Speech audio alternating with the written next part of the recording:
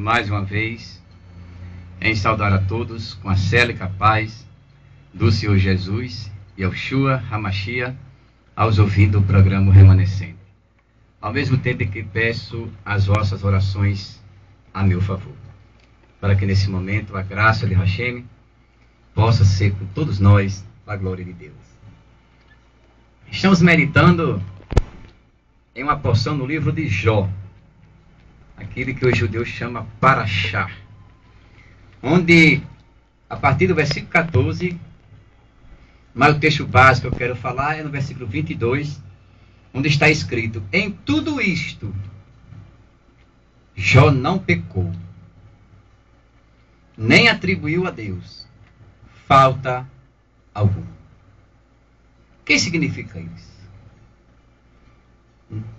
Que atitude Jó tomou? Que comportamento Jó mostrou para cada um de nós? Comportamento de uma pessoa resignada. Pessoa que vê a situação, que vive a situação, mas em primeiro momento não explode, não alarma, não sai do lugar, não fica desestabilizado, não mostra-se reprovável. E a Bíblia diz, em tudo isto, quando a Bíblia diz em tudo isto, é porque foi coisa demais para um ser humano passar. Diz que Jó não pecou. E o que é pecar? E o que é pecar?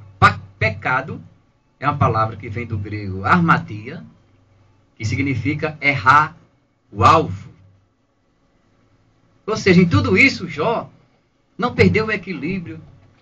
Jó não ficou entrando no mundo da lamentação, no mundo da murmuração. Ele não pecou.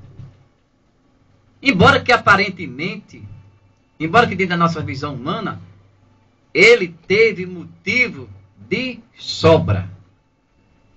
Ele teve motivo para dar uma reviravolta na sua vida e negar tudo aquilo que ele confessava. Mas Jó não foi por este caminho. Jó optou pelo silêncio. Optou por deixar o tempo passar para ver se entendia o que estava acontecendo. Até porque Jó estava na prova. E a prova é inexplicável. A prova não tem raciocínio humano. A prova não tem lógica humana. Não. A prova tem graça de Deus. Misericórdia do alto. Mas vamos olhar para o texto, né? Vamos ver o contexto e ver o que foi que aconteceu para que a palavra de Deus ela viesse registrar que em tudo isto Jó não pecou. Jó é uma referência. Jó hoje é um ícone espiritualmente falando. Mas o que foi que aconteceu? Primeiramente, o que deve estar em jogo é o desafio que Ra-Satã fez a Deus. Ra-Satã nunca acreditou na fidelidade de Jó. Ra-Satã nunca acreditou que Jó era um homem temente. Era um homem pio, né? Ou piedoso, como você queira. Ele não acreditou, como ele também não acredita no testemunho de ninguém. Ele não acredita que ninguém possa ser fiel a Deus, independente das situações, independente das circunstâncias. Ele não acredita. Com Jó não poderia ser diferente. Mas Deus permite a Ra-Satã, permite que ele fique realmente enganado com os pensamentos, com os desafios que ele fez. Permite que ele, embora de maneira inocente, Jó possa sofrer tudo aquilo que o diabo fez. Mas o alvo de Deus é saber que o que ele diz é verdade. Que o testemunho que ele deu de Jó, Ra-Satã ia ver, ia comprovar isso. E o que foi que aconteceu? Diz o versículo de número 14. O 13 diz: e sucedeu um dia em que seus filhos e suas filhas comiam e bebiam vinho na casa de seu irmão primogênito. Gente, quando a Bíblia diz que Jó era o maior do Oriente, esse homem abençoado, com essa riqueza toda, Os filhos de Jó não sabiam fazer outra coisa a não ser festejar. E com razão. Vamos aproveitar a riqueza. Vamos aproveitar as bênçãos de Deus. Vamos nos alegrarmos. Esse era o pensamento dos mancebos e das filhas do patriarca. Estavam comendo, estavam bebendo, estavam festejando na casa do seu irmão primogênito. Desfrutando das bênçãos de Deus. Mas, diz o versículo 14, que veio um mensageiro a Jó e disse a ele: os bois lavravam, ou seja, aravam, trabalhavam no campo. E as jumentas paciam, ou seja, pastavam também junto aos bois. Eis que deram sobre eles, ou seja, sobre os bois e sobre as jumentas, os sabeus, que eram nações inimigas perto, e os tomaram, levaram o patrimônio dele. E aos moços feriram ao fio da espada. E somente eu escapei para te trazer a nova. Primeiro prejuízo de Jó. Não podia mais contar com os bois, que tanto lavravam a terra, que tanto produziam, que tanto tinha participação no seu patrimônio. Já não podia também contar com os mensageiros, com os trabalhadores, que também foram embora ao fio da espada. Jó não podia mais contar com as suas jumentas leiteiras, porque já tinham tomado também. Foi um abalo, para quem realmente perde sem justificativa, perde sem razão, perde sem correção, perde realmente sem ter nenhuma participação, digamos assim, de desobediência a Deus. Mas ouviu isso. Mas como Jó não era materialista, por que lamentar? Por que cobrar de Deus, uma obrigação de lhe abençoar, se ele não era materialista? Mas a Bíblia diz que esse termina de dizer isso, chega outro e diz, estando este ainda falando, isso, interessante que o abalo, os prejuízos do patriarca Jó não foi um e com muito tempo o outro não, para que ele pudesse tomar um descanso, pudesse ser renovado, não. Foi uma coisa instantânea, a Bíblia diz que foi imediata. Ele ainda estava falando disso. Chega outra pessoa para dar notícia mais ruim ainda. Para mostrar um prejuízo maior ainda.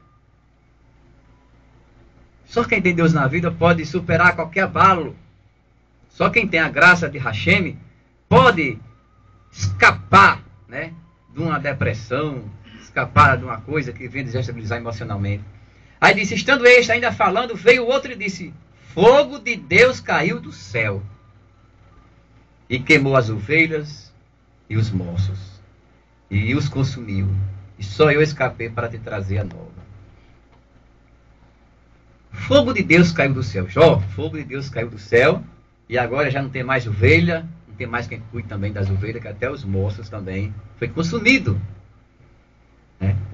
Mas você que me escuta diz assim, mas não foi fogo de Deus? Não era o diabo que estava fazendo isso? Sim, era. Mas por que a Bíblia diz fogo de Deus? Porque num homem de uma envergadura como Jó, uma liderança dessa, um justo como Jó, que a Bíblia chama, os judeus chamam de sandique.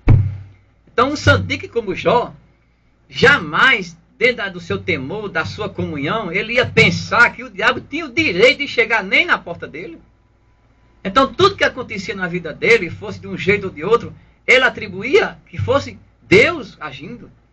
Por isso que a Bíblia diz, fogo de Deus caiu do céu.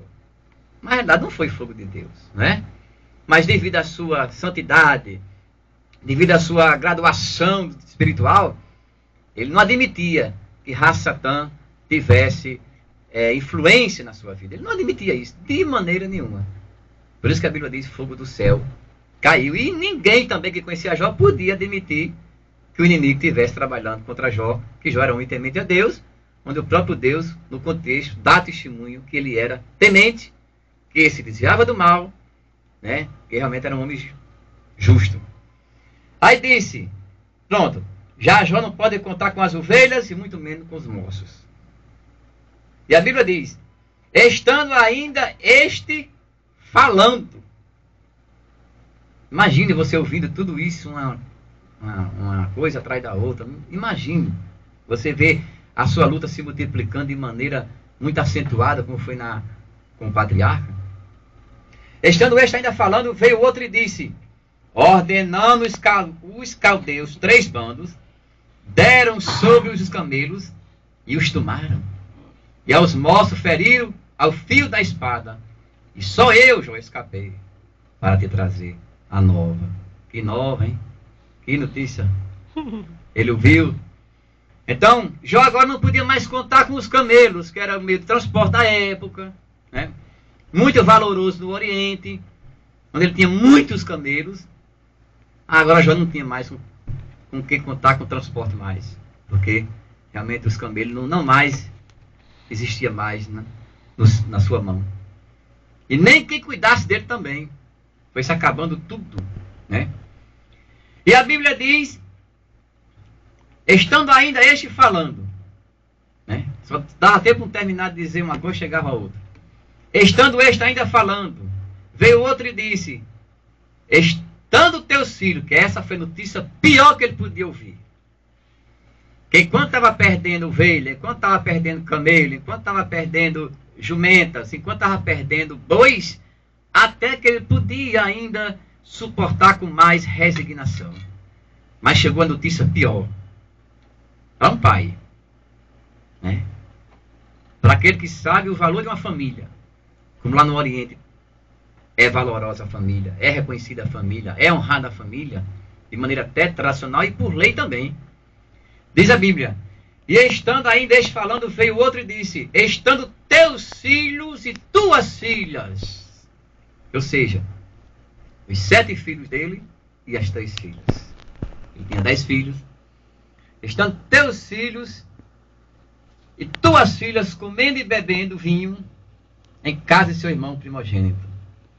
É o que eu falei há pouco tempo. Quero aqui reafirmar, né? Era uma família muito abençoada, glorificando a Deus direto, né? Vinham com comemoração, se alegrando, festejando, né? Então, na realidade, os filhos de Jó faziam isso porque eram abençoados, né? E feliz aquele que usufrui das bênçãos de Deus, né? Aí diz, estando eles ainda comendo e bebendo na casa de seu irmão primogênito, eis que, Jó, um grande vento sobreveio da além do deserto e deu nos 4 cantos da casa o vento, a qual, a casa, caiu sobre os jovens e morreram. E só eu escapei para te trazer a nova. Aqui foi um abalo grande. Eu já tenho ouvido muito testemunho aí de pessoas que perderam entes queridos, né? Perdeu pai, perdeu filho, perdeu mãe até, e conheço até alguém que perdeu de uma vez só a família por inteiro. Já ouvi testemunho de alguém que já perdeu a família por inteiro, mas que era em número de 5. Foi um abalo grande, claro, e não foi brincadeira. Isso para recompor esse emocional, recompor essas energias, precisou de tratamento, precisou de passar para o especialista, passar para o psicólogo, fazer uma série de reuniões, porque não foi fácil o abalo, né? E não é fácil para ninguém. Se a gente tiver nesse momento as condições de fazer uma empatia, né? Se colocar no lugar do outro, para entender o que o outro passa, isso é muito importante para nossas análises, né? Aquilo que os franceses chamam de rapport, né? Nós conseguimos fazer um rapport, né? Ficar no lugar do outro, né? E a gente vai entender o quanto o outro passou, né? Independente disso, ficamos no mundo da especulação. Então, a Bíblia diz o seguinte, que Jó perdeu os filhos e as filhas. E como eu ia dizendo, mas até hoje eu nunca ouvi dizer, embora que tenha existido por aí nesse mundo, mas eu não dou esse testemunho ainda, não ouvi dizer, a não ser pela Bíblia, que um homem conseguiu, num dia só, colocar 10 caixões na sua casa. Eu vi Jó até agora. Perdeu todos os filhos, uma vez só, perdeu todas as filhas. Não é brincadeira, você lava a sua casa e vê 10 caixões dentro dela, não é brincadeira, meu amigo. E saber que é dos filhos, né? Não ficou semente. E lá no Oriente, a bênção, a posteridade, a memória, ela vinha associando com a família. Porque Deus tinha compromisso com a família, e daí abençoava e as gerações de gerações, e ficar na memória, ficava realmente eternamente por causa da família. E se não havendo família, como recuperar essa memória? Isso deve ter preocupado Jó. Aquela coisa mais importante para o Oriente era uma família. E agora? O que Jó não pensou? Acabou-se o meu nome. Acabou-se a minha história. Vou me perder no tempo, porque nem filho mais eu tenho para dar testemunho quem sou eu. Quem era minha esposa. Né? Deve ter preocupado. Principalmente como homem de Deus. Porque quando você vê alguém confessar alegria, confessar bênção, biblicamente falando, estou falando. Confessar bênção, confessar prosperidade, no mínimo a família deve estar estável. Porque como já diz o grande, não me lembro agora o nome dele, né? Mas uma pessoa, um grande cristão, ele disse que nenhum sucesso justifica o fracasso de uma família. Nenhum sucesso. O que é que ele está dizendo? Se a família for ajustada, se a família for abençoada, esse já é o primeiro sucesso. Se tiver outros, glória a Deus. Né? Então, Jó no momento só perdeu todos os filhos. E aí não tinha mais notícia ruim para ouvir, porque a principal coisa já tinha perdido. A coisa de maior valor ele já tinha perdido. Então agora o que viesse era pouco. O que viesse não ia mais fazer a diferença. E a Bíblia diz que agora, diante de todos aqueles que trouxeram as novas, ou as notícias recentes, então Jó se levantou, rasgou o seu manto, como sinal de humilhação, como sinal de submissão, rapou a sua cabeça, como sinal de desamparado, e lançou em terra o seu rosto, e diz a Bíblia, e adorou. Aqui Jó provou para Rassatã que temia Deus. Provou para Rassatã que desviava-se do mal. Provou para Rassatã que tinha Deus na vida, ao ponto de passar tudo isso e adorar. E diz a Bíblia que ele adorou. Deve ter cantado muitos hinos de vitória, deve ter lembrado o passado glorioso, deve ter cantado as proezas de Deus, deve ter contado tudo que Deus fez de bom. Adorou, porque apesar dos prejuízos materiais, apesar dos prejuízos entre queridos, mas ainda tinha força no pulmão, ainda tinha saúde, ainda tinha vitalidade, ainda tinha uma boca para abrir e dizer que Deus ainda é real. Diz que ele adorou. E dentro dessa adoração, ele fez uma confissão maravilhosa. Ele disse: nu saí do ventre de minha mãe, e nu tornarei para lá. Para o ventre da mãe? Não, para Deus. Ele saiu nu, saiu sem nada, chegou sem nada. Ele disse: sem nada também preciso voltar. Não levarei nada do que eu conquistei, não levarei nada do que Deus me deu, não levarei nada do que aqui tem como de valor humano. Eu vou também sem nada materialmente, mas deixando um legado, deixando um testemunho, deixando uma história, deixando um perfil de um homem que teme a Deus. Ele deixou. Está aí. Quanto tempo já não existiu? Você que é bom de cronologia, né? Quanto tempo? Quantos mil anos não tem na história aí? E eu agora, glorificando a Deus, eu agora dando aleluias ao céu, por saber que na terra tem uma semente dessa remanescente da fé. Então deixou um testemunho. Deixou, além do testemunho, deixou um consolo. Mas que consolo? Não é que Deus agora queira que você passe o que ele passou, e nem precisa. Deus não tira vantagem e sofrimento de ninguém. Não é que agora o diabo precise ver na sua vida prejuízos grandes para saber que você teme a Deus. Não é isso. Mas é para você saber para você analisar junto com todos nós, que independente da escassez, independente do prejuízo, independente das perdas materiais, se você somar tudo isso, talvez esteja de maneira muito pigmeia, muito inferior ao prejuízo patriarcal. Por que eu digo isso? Porque pelo menos você tem a coragem de fazer o que Jó fez, de adorar nesse prejuízo, de adorar nesta perda, de invocar o nome do Senhor, exaltando, porque Jó fez isso. E diz a Bíblia, que em tudo isto, Jó não pecou.